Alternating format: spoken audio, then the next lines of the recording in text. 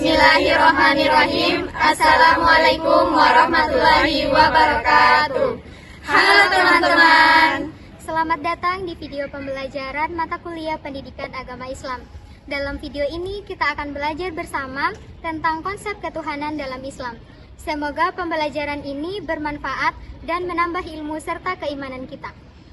Yuk kita mulai.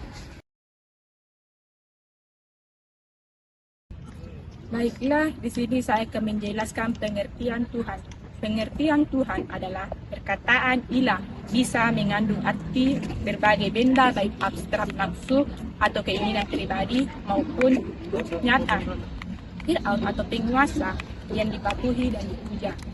Perkataan inilah dalam Al-Quran juga dipakai dalam bentuk tunggal. Ilahun, ganda, ilahain, banyak alihatun.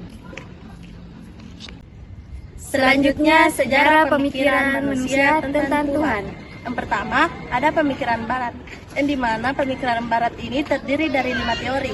Yang pertama, ada dinamisme, yaitu manusia sejak zaman primitif telah mengakui adanya kekuatan yang berpengaruh dalam kehidupan. Yang kedua, ada animisme, yang dimana kepercayaan adanya peran roh dalam kehidupan. Yang ketiga, politeisme, yaitu kepercayaan yang menganggap bahwa dewa mempunyai kekuatan. Yang keempat, henoteisme, yaitu suatu kepercayaan yang hanya mempercayai adanya satu dewa yang disebut Tuhan. Yang kelima, monoteisme, yaitu suatu kepercayaan hanya mengakui satu Tuhan untuk seluruh bangsa dan bersifat internasional. Selanjutnya, yang kedua, pemikiran umat Islam secara garis besar ada aliran yang bersifat liberal, transmisional, dan diantaranya yaitu ketiga corak pemikiran tersebut telah mewarnai sejarah pemikiran ilmu ketuhanan dalam Islam. Aliran tersebut adalah yang pertama, Muta'assilah, yaitu merupakan kaum rasional di kalangan bermuslim serta menekankan pemakaian akal pikiran dalam memahami semua ajaran dan keimanan dalam Islam. Yang kedua, Qadariyah, yaitu pendapat yang mengatakan bahwa manusia mempunyai kebebasan dan kehendak dalam berbuat. Yang ketiga, Jabariyah, yaitu pendapat yang mengatakan bahwa manusia tidak mempunyai kemerdekaan dalam berkehendak dan berbuat. Semua tingkah laku manusia ditentukan dan dipaksa oleh Tuhan. Selanjutnya, pengertian iman. Kata iman berasal dari kata kerja amina yumans amanan, yang berarti percaya. Sedangkan menurut istilah, pengertian iman adalah membenarkan dengan hati, diucapkan dengan lisan, dan diamalkan dengan tindakan atau perbuatan. Selanjutnya, tanda-tanda orang yang beriman. Al-Quran menjelaskan tanda-tanda orang yang beriman yaitu sebagai berikut.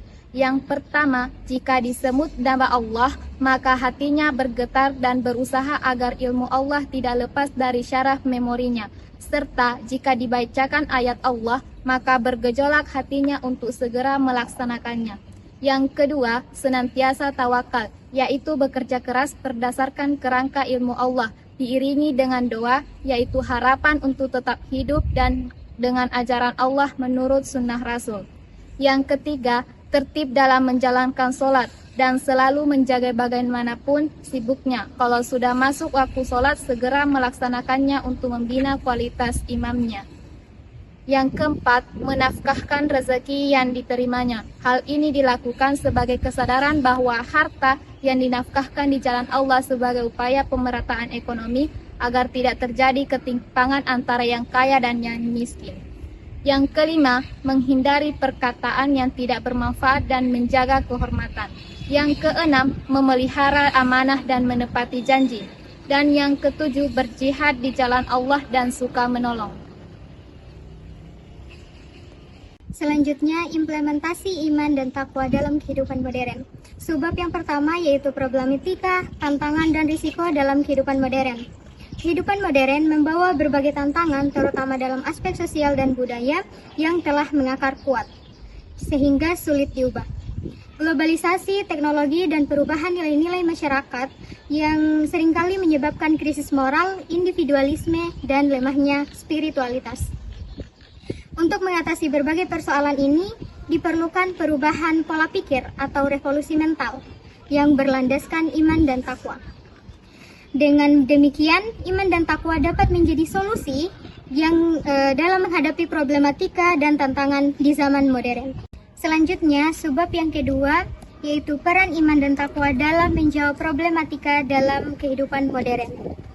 Iman memiliki pengaruh besar dalam kehidupan manusia. Berikut beberapa manfaat utama dari iman dan takwa dalam menghadapi tantangan kehidupan modern. Yang pertama, menjaga keseimbangan antara dunia dan akhirat.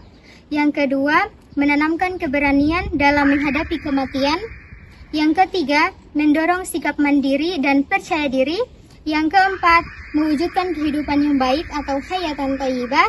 Yang kelima, melahirkan keikhlasan dan konsistensi dalam berbuat baik. Berikutnya, memberikan ketentraman jiwa.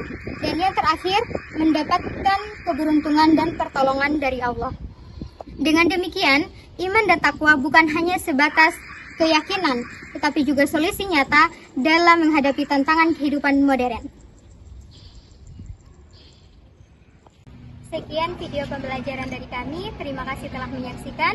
Wassalamualaikum warahmatullahi wabarakatuh.